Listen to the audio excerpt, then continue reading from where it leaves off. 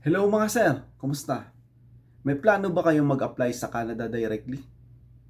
At hindi nyo alam kung paano? So, ang kailangan nyo lang is Canadian resume. At ituturo ko sa inyo kung paano gawin to at libre to. Go to Play Store and download Canadian Resume Builder.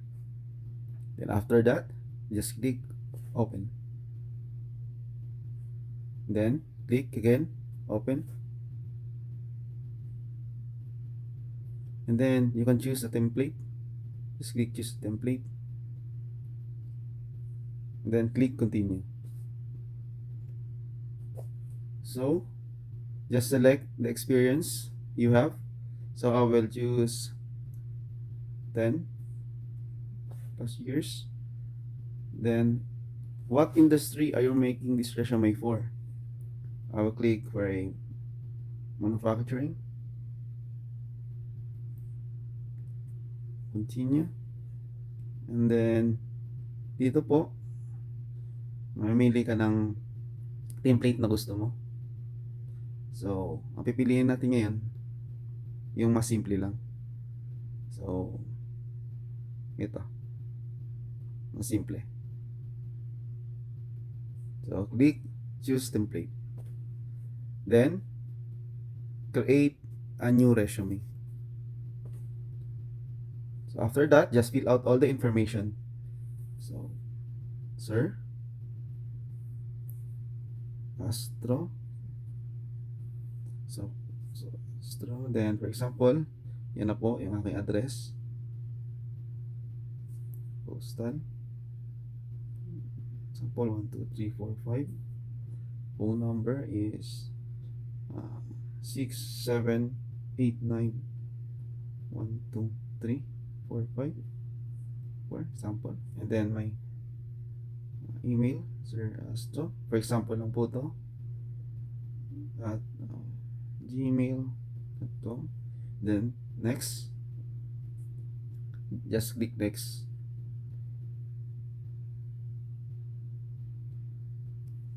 So for your experience, just fill out. So I have experience in technician. Employer, for example, Apple Incorporated. So example only on select date June. Let's say 2010 done, and then current. Then select job description. So dito po, kung may makikita kayo, meron siyang naka-default na or recommended na job description. So pwede nyo po i-review nyo lang po yung mga job description at saka pwede nyo po i-click na add recommendation. So automatically po nandun po yung inyong job description from your current job. So pwede rin po kayong gumawa ng additional na job description. Mamimili kayo dito sa baba kung ano pa ang pwede nyong ilagay. So kung technician ka, dapat anong mga nakalagay dyan. Example, mag-search ka ng additional job description for automation technician. Yan.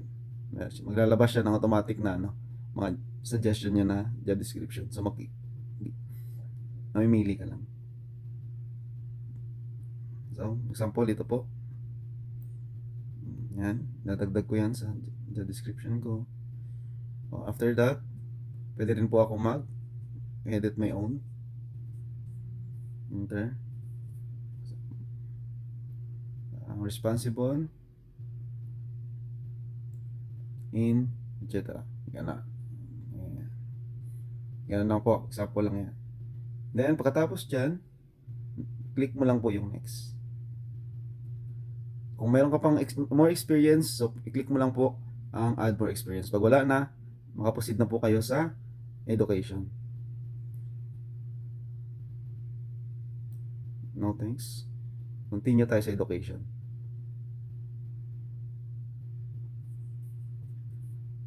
So for the education, tayo ko sa Dito, example lang yan. Tapos select ako ng degree. Sample. Bachelor of Science. So, field ko, engineering for example.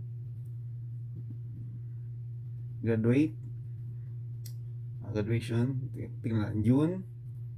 Next. Okay. So, kung 2010 tayo nag-start ng work, lagay natin dito, 2009. Done. Tapos, next. Dito naman po tayo sa skills.